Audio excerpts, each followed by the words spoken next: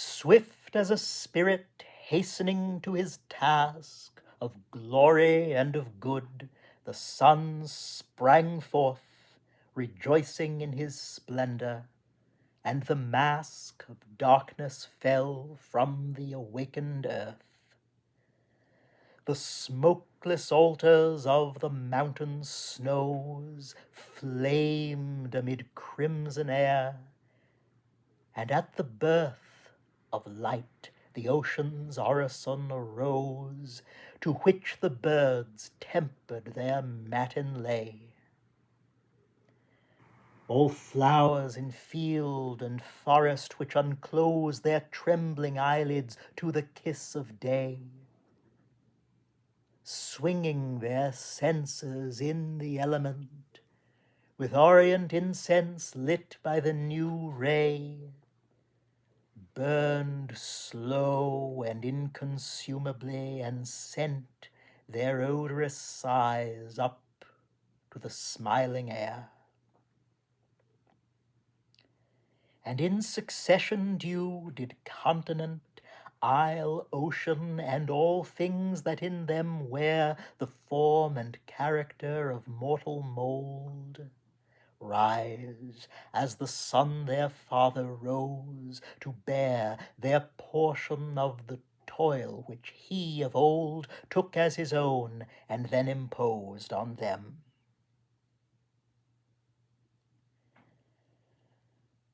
But I, whom thoughts which must remain untold had kept as wakeful as the stars that gem the cone of night, now they were laid asleep, stretched my faint limbs beneath the hoary stem, which an old chestnut flung athwart the steep of a green Apennine. Before me fled the night, behind me rose the day, the deep was at my feet, and heaven above my head, when a strange trance over my fancy grew, which was not slumber, for the shade it spread was so transparent that the scene came through as clear as when a veil of light is drawn o'er evening hills they glimmer. And I knew that I had felt the freshness of that dawn, bathed in the same cold dew my brow and hair, and sat as thus upon that slope of lawn, under that selfsame bough, and heard as there the birds, the ocean, and the fountains hold sweet talk in music through the enamored air.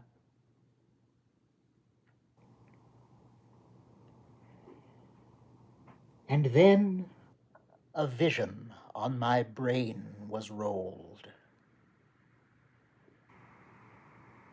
As in that trance of wondrous thought I lay, this was the tenor of my waking dream.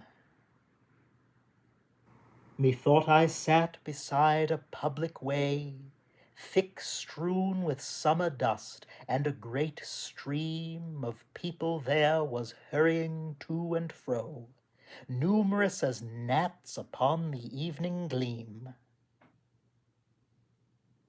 All hastening onward, yet none seemed to know whither he went, or whence he came, or why he made one of the multitude, yet so was borne amid the crowd as through the sky one of the million leaves of summer's bier. Old age and youth, manhood and infancy, mixed in one mighty torrent did appear, some flying from the thing they feared, and some seeking the object of another's fear, and some, as if with steps towards the tomb, poured on the trodden worms that crawled beneath, and others mournfully within the gloom of their own shadow walked and called it death. And some fled from it as it were a ghost, half fainting in the affliction of vain breath. But more, with motions which each other crossed, pursued or shunned the shadows the clouds threw, or birds within the noonday ether lost upon that path where flowers never grew. And weary with vain toil and faint for thirst, heard not the fountains whose melodious dew out of their mossy cells forever burst.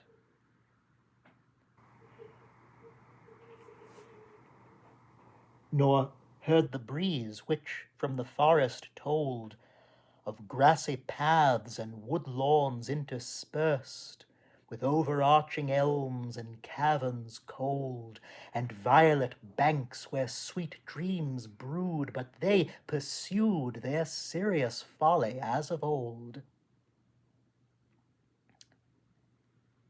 And as I gazed, methought that in the way the throng grew wilder, as the woods of June when the south wind shakes the extinguished day.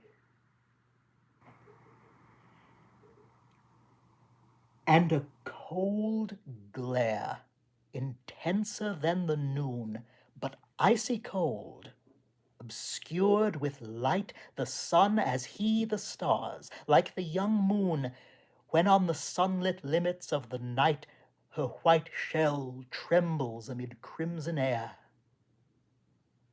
And as the sleeping tempest gathers might, doth as a herald of its coming bear the ghost of her dead mother, whose dim form bends in dark ether from her infant's chair. So came a chariot on the silent storm of its own rushing splendor, and a shape so sat within as one whom years deform. Beneath a double hood and dusky cape, crouching within the shadow of a tomb, and o'er what seemed the face a cloud like crape, was bent a dun and faint ethereal gloom, tempering the light. Upon that chariot's beam a Janus-visaged shadow did assume the guidance of that wonder-winged team.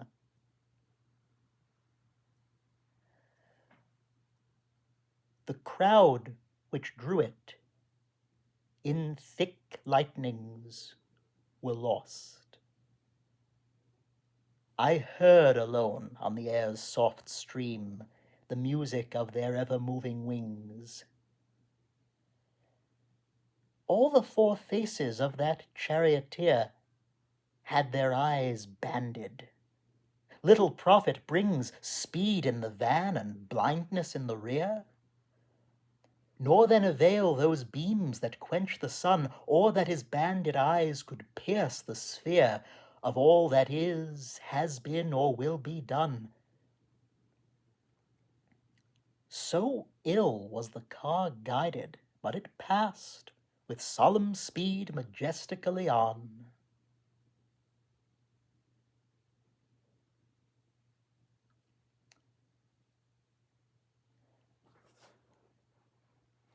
The crowd gave way, and I arose aghast, or seemed to rise, so mighty was the trance, and saw like clouds upon the thunder blast the million with fierce song and maniac dance raging around.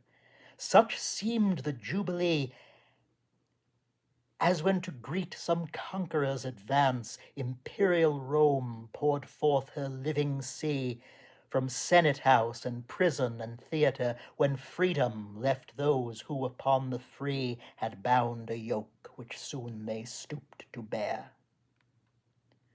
Nor wanted here the true similitude of a triumphal pageant, for where'er the chariot rolled a captive multitude was driven. all those who have grown old in power or misery, all who have their age subdued by action or by suffering, and whose hour was drained to its last sand in weal or woe, so that the trunk survived both fruit and flower, all those whose fame or infamy must grow till the great winter lay the form and name of their own earth with them forever low. All but the sacred few who could not tame their spirits to the conqueror, but as soon as they had touched the world with living flame, fled back like eagles to their native noon, or those who put aside the diadem of earthly thrones and gems till the last one were there. For they of Athens and Jerusalem were neither mid the mighty captives seen, nor with the ribald crowd that followed them or fled before. Now swift, fierce, and obscene, the wild dance maddens in the van, and those who lead it fleet as shadows on the green. Outspeed the chariot, and without repose mix with each other in tempestuous measure to savage music. Wilder as it grows, they, tortured by the agonizing pleasure, convulsed and on the rapid whirlwinds spun of that fierce spirit whose unholy leisure was soothed with mischief since the world begun, throw back their heads and loose their streaming hair, and in their dance round her who dims the sun, maidens and youths fling their wild arms in air. As their feet twinkle, they recede, and now, bending within each other's atmosphere, kindle invisibly. And as they glow, like moths by light attracted and repelled, oft to new bright destruction come and go, till like two clouds into one veil impelled, that shake the mountains when their lightnings mingle and die in rain, the fiery band which held their natures snaps. Ere the shock cease to tingle, one falls and then another in the path, senseless, nor is the desolation single. Yet ere I can say where the chariot hath passed over them, nor other trace I find, but as of foam after the ocean's wrath is spent upon the desert shore. Behind, old men and women foully disarrayed shake their grey hair in the insulting wind, limp in the dance and strain with limbs decayed to reach the car of light which leaves them still farther behind and deeper in the shade. But not the less with impotence of will they wheel, though ghastly shadows interpose round them and round each other, and fulfill their work, and to the dust whence they arose sink, and corruption veils them where they lie, and frost in these performs what fire in those.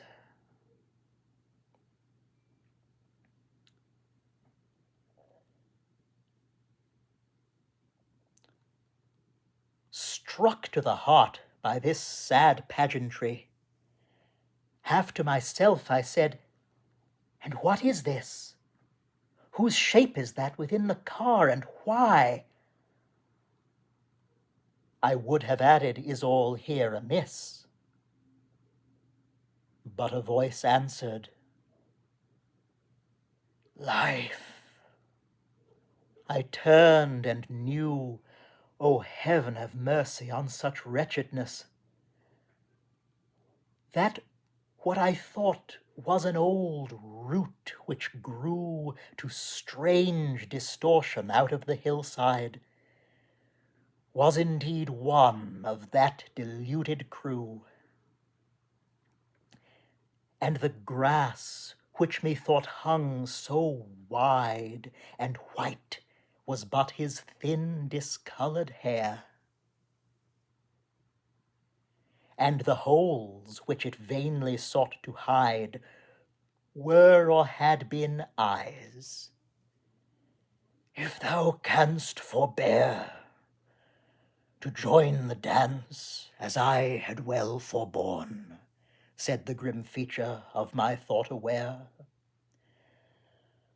I will now tell that which to this deep scorn led me and my companions, and relate the progress of the pageant since the morn.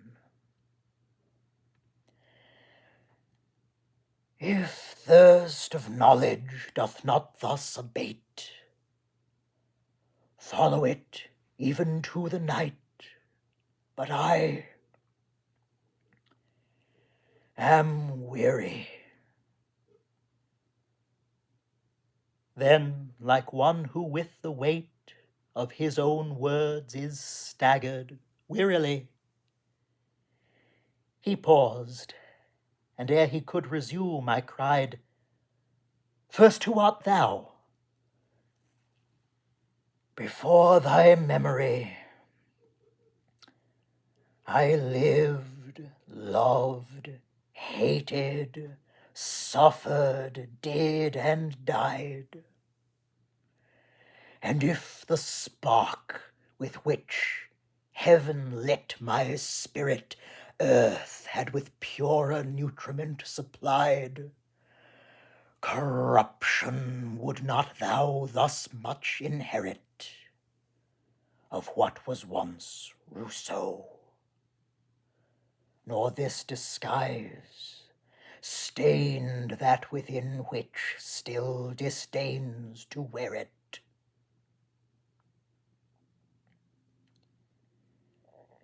If I have been extinguished, yet there rise 1,000 beacons from the spark I bore.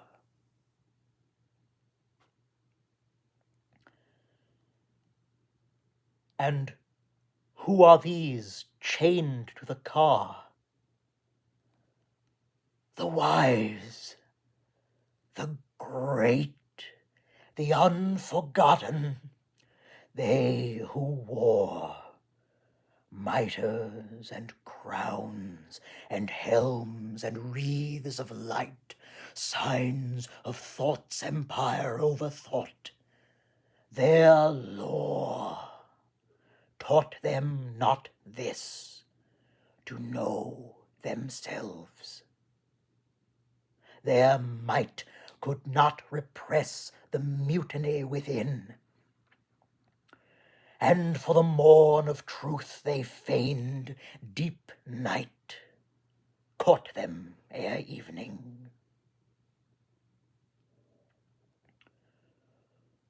Who is he with chin upon his breast and hands crossed on his chain?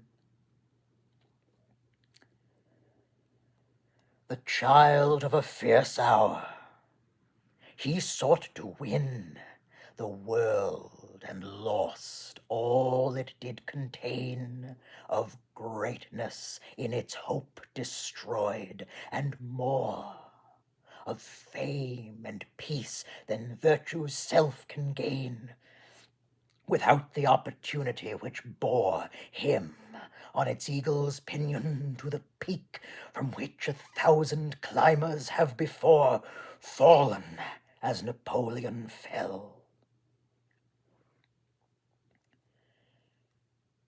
I felt my cheek alter to see the great form pass away, whose grasp had left the giant world so weak that every pygmy kicked it where it lay. And much I grieved to think how power and will in opposition rule our mortal day, and why God made irreconcilable good and the means of good, and for despair I half disdained mine eyes' desire to fill with the spent visions of the times that were, and scarce have ceased to be. Dost thou behold, said then my guide, those spoilers spoiled, Voltaire, Frederick and Kant, Catherine and Leopold, chained hoary anarchs, demagogue and sage, whose names the fresh world thinks already old? For in the battle life and they did wage, she remained conqueror. I was overcome by my own heart alone, which neither age, nor tears, nor infamy, nor now the tomb could temper to its object. Let them pass, I cried. The world and its mysterious doom is not so much more glorious than it was, that I desire to worship those who drew new figures on its false and fragile glass, as the old faded. Figures ever new rise on the bubble, paint them how you may. We have but thrown, as those before us threw, our shadows on it as it passed away. But mark how chained to the triumphal chair the mighty phantoms of an elder day. All that is mortal of great Plato there expiates the joy and woe his master knew not. The star that ruled his doom was far too fair, and life, where oft the flower of heaven grew not, conquered the heart by love, which gold or pain or age or sloth or slavery could subdue not. And near walk the twain, the tutor and his pupil, whom dominion followed as tame as vulture in a chain. The world was darkened beneath either pinion of him whom from the flock of conquerors fame singled as her thunder-bearing minion. The other long outlived both woes and wars, throned in the thoughts of men, and still had kept the jealous keys of truth's eternal doors. If Bacon's spirit had not leapt like lightning out of darkness, he compelled the Proteus shape of nature where it slept to wake and to unbar the caves which held the treasure of the secrets of its reign. And see the bards of eld, who inly quelled the passions which they sung, as by their strain may well be known. Their living melody tempers its own contagion to the vein of him that is infected with it. I have suffered what I wrote, or viler pain.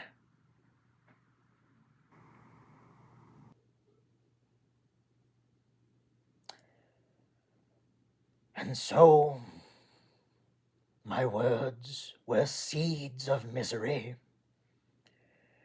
even as the deeds of others, not as theirs, I cried. He pointed to a company in which I recognized among the heirs of Caesar's crime from him to Constantine, the anarchs old whose force and murderous snares had founded many a sceptre-bearing line, and spread the plague of blood and gold abroad. And Gregory and John and men divine, who rose like shadows between man and God, till that eclipse still hanging under heaven was worshipped by the world o'er which they strode, for the true sun it quenched. Their power was given but to destroy, replied the leader. I am one of those who have created, even if it be but a world of agony.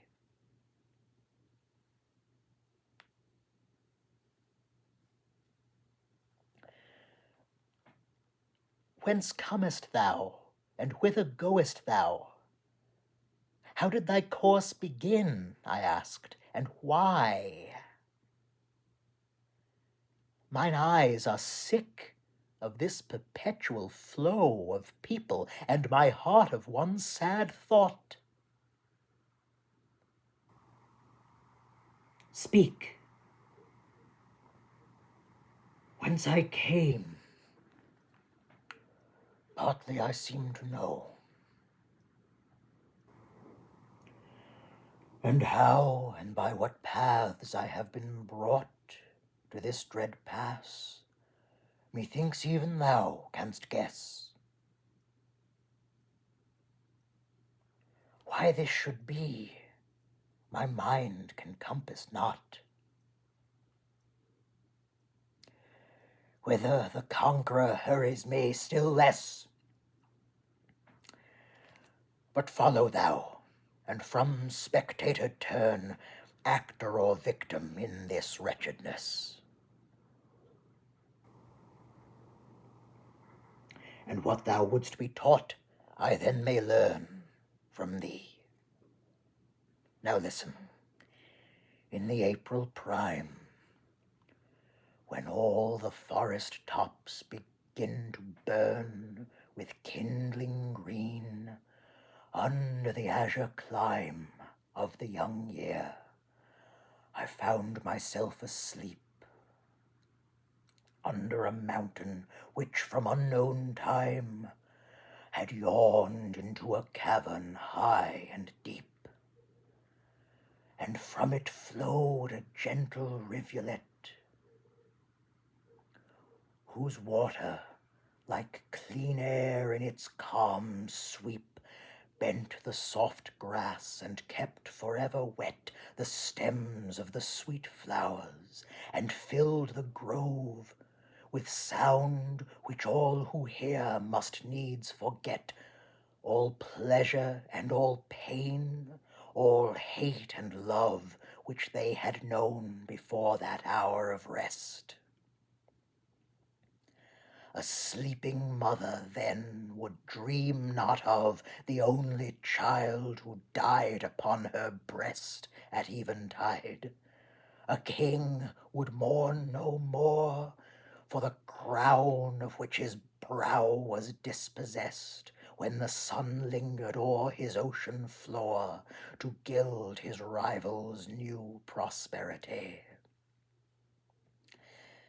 Thou wouldst forget thus vainly to deplore ills, which if ills can find no cure of thee, the thought of which no other sleep can quell, nor other music blot from memory, so sweet and deep is the oblivious spell.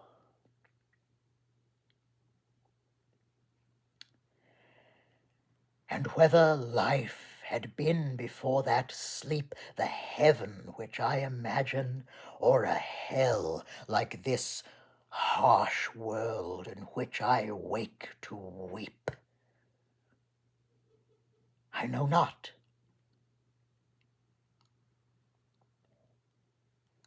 I arose, and for a space the scene of woods and waters seemed to keep. Though it was still broad day, a gentle trace of light diviner than the common sun sheds on the common earth, and all the place was filled with magic sounds woven into one oblivious melody, confusing sense amid the gliding waves and shadows dun. And as I looked, the bright omnipresence of morning through the orient cavern flowed, and the sun's image, radiantly intense, burned on the waters of the well which flowed like gold and threaded all the forest's maze with winding paths of emerald fire. There stood, amid the sun, as he amid the blaze of his own glory, on the vibrating floor of the fountain paved with flashing rays, a shape all light, which with one hand did fling dew on the grass as if she were the dawn.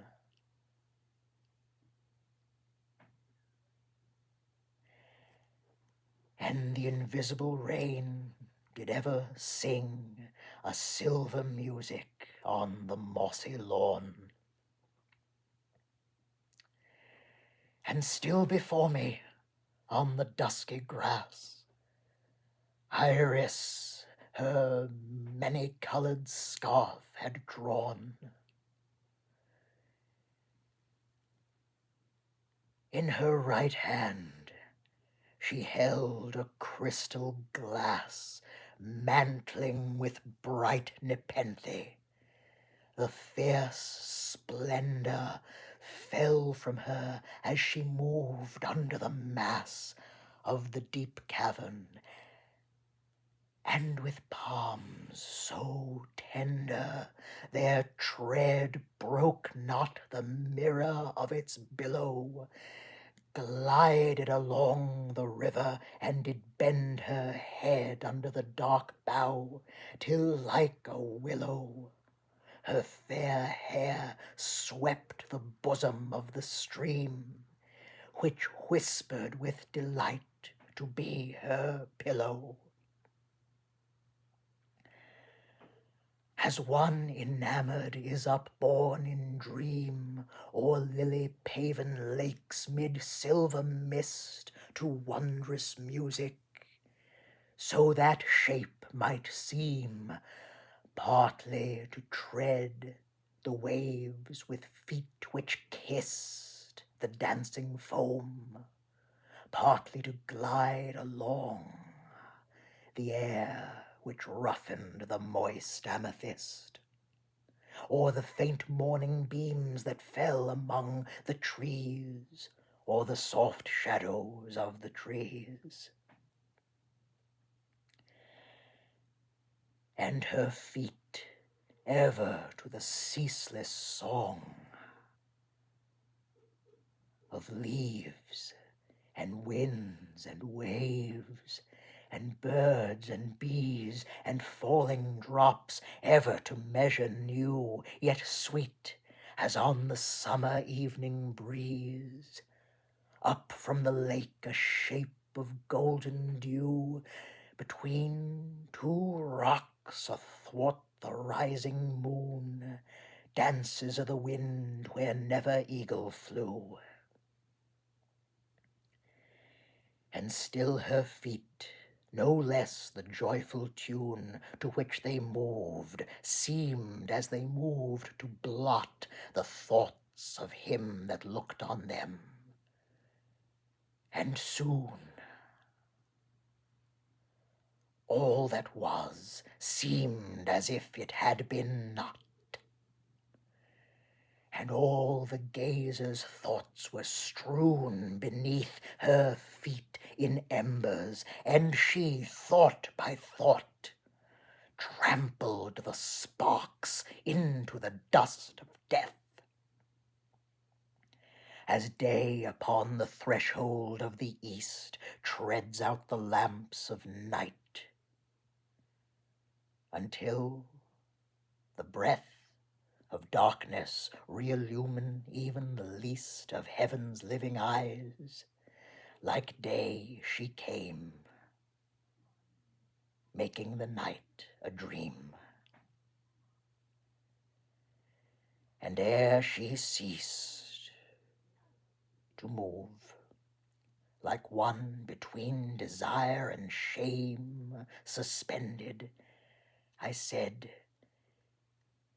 "If, as it doth seem, thou comest from the realm without a name into this valley of perpetual dream, show where I am, and whence I came, and why. Pass not away upon the passing stream."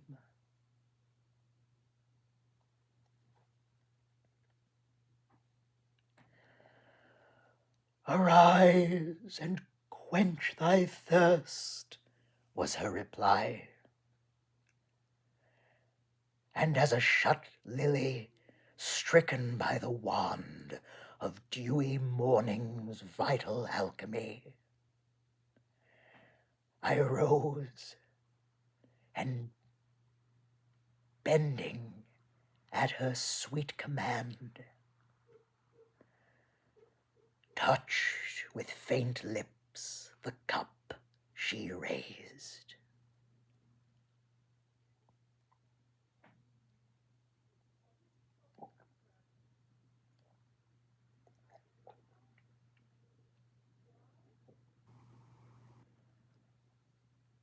And suddenly my brain became as sand, where the first wave has more than half erased the track of deer on desert Labrador, while the fierce wolf from which they fled amazed leaves his stamp visible on the shore, until the second bursts.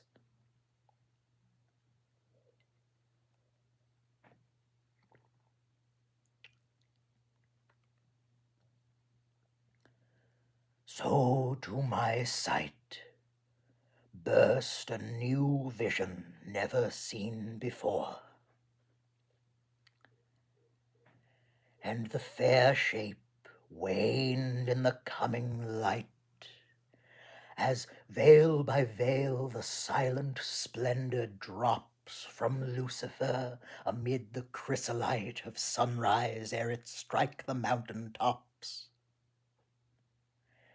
But as the presence of that fairest planet, although unseen, is felt by one who hopes that his day's path may end as he began it, in that star's smile, whose light is like the scent of a jonquil when evening breezes fan it, or the soft note in which his dear lament the Brescian shepherd breathes, or the caress that turned his weary slumber to content.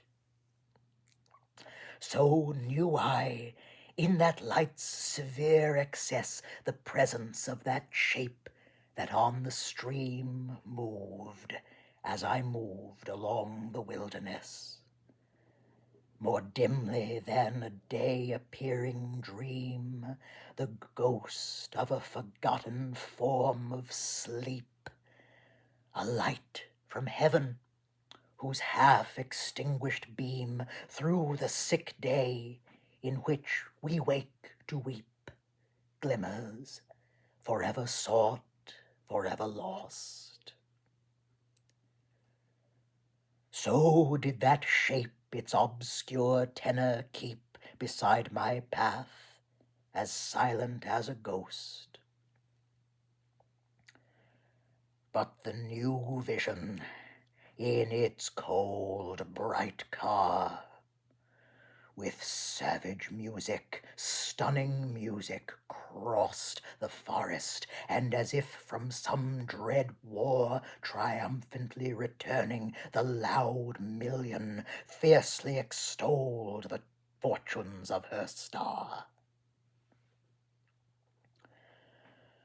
A moving arch of victory the vermilion and green and azure plumes of Iris had built high over her wind-winged pavilion, and underneath ethereal glory clad the wilderness, and far before her flew the tempest of the splendor which forbade shadow to fall from leaf or stone. The crew seemed in that light like atomies that dance within a sunbeam, some upon the new embroidery of the flowers that did enhance the grassy vesture of the forest, played, forgetful of the chariot's swift advance. Others stood gazing till within the shade of the great mountain its light left them dim.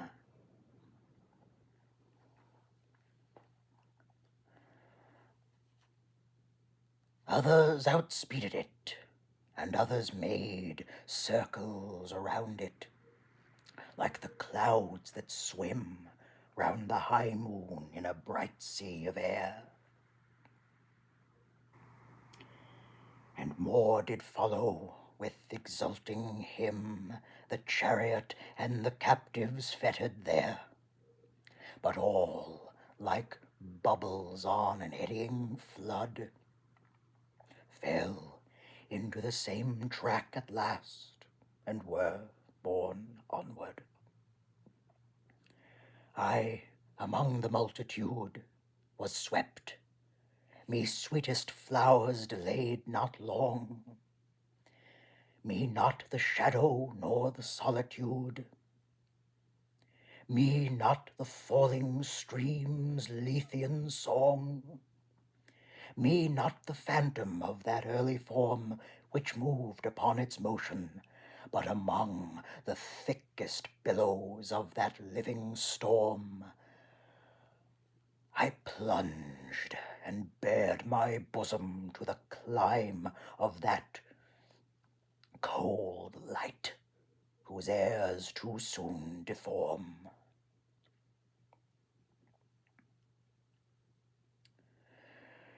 Before the chariot had begun to climb the opposing steep of that mysterious dell, behold a wonder worthy of the rhyme, of him who from the lowest depths of hell, through every paradise and through all glory, love led serene, and who returned to tell in words of hate and awe the wondrous story, how all things are transfigured except love. For death, as is a sea which wrath makes hoary, the world can hear not the sweet notes that move the sphere whose light is melody to lovers. A wonder worthy of his rhyme. The grove grew dense with phantoms to its utmost covers. The earth was gray with shadows, and the air was peopled with dim forms. as when there hovers a flock of vampire bats before the glare of the tropic sun, bringing ere evening strange night upon some Indian isle. Thus were phantoms diffused around, and some did fling shadows of shadows, though unlike themselves. Behind them, some like eaglets on the wing, were lost in the white blaze. Others, like elves, danced in 1,000 unimagined shapes upon the sunny streams and grassy shelves. And some sat chattering like restless apes on vulgar paws and voluble like fire.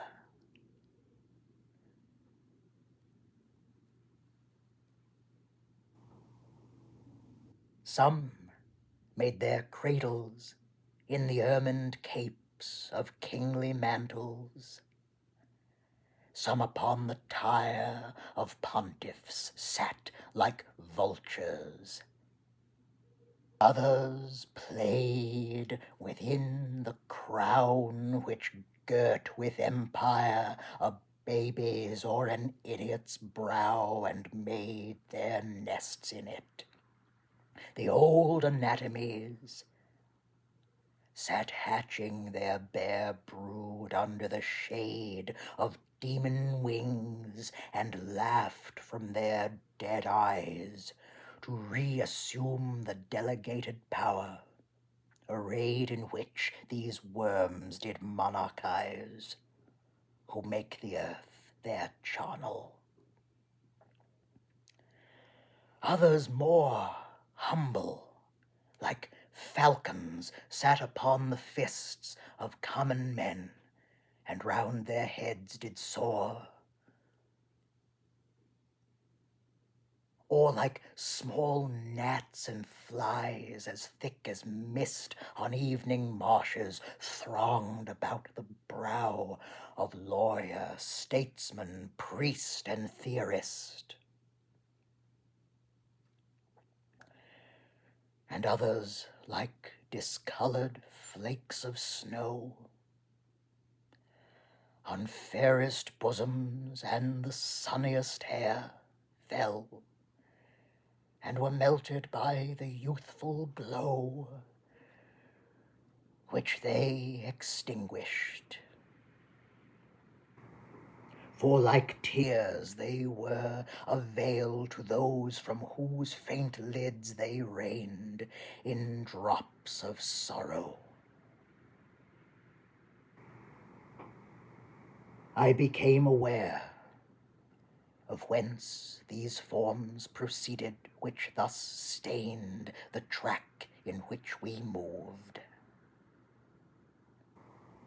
After brief space, from every form the beauty slowly waned. From every firmest limb and fairest face the strength and freshness fell like dust, and left the action and the shape without the grace of life. The marble brow of youth was cleft with care, and in the eyes where once hope shone, desire, like a lioness bereft of its last cub, glared ere it died.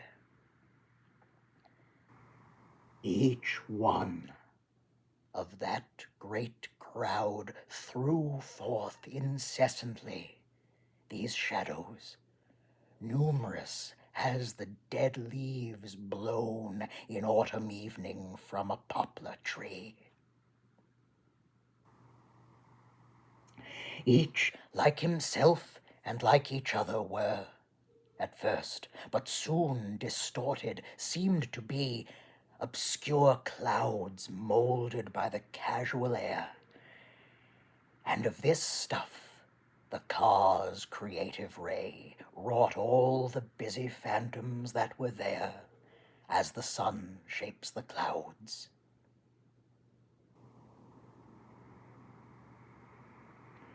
Thus, in the way, mask after mask fell from the countenance and form of all, and long before the day was old, the joy which waked like heaven's glance the sleepers in the oblivious valley died. And some grew weary of the ghastly dance, and fell, as I have fallen by the wayside. Those soonest, from whose forms most shadows passed, and least of strength and beauty did abide.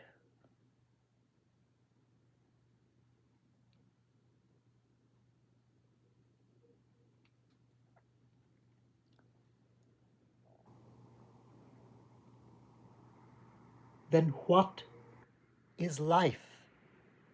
I said. The cripple cast his eye upon the car which now had rolled onward, as if that look must be the last.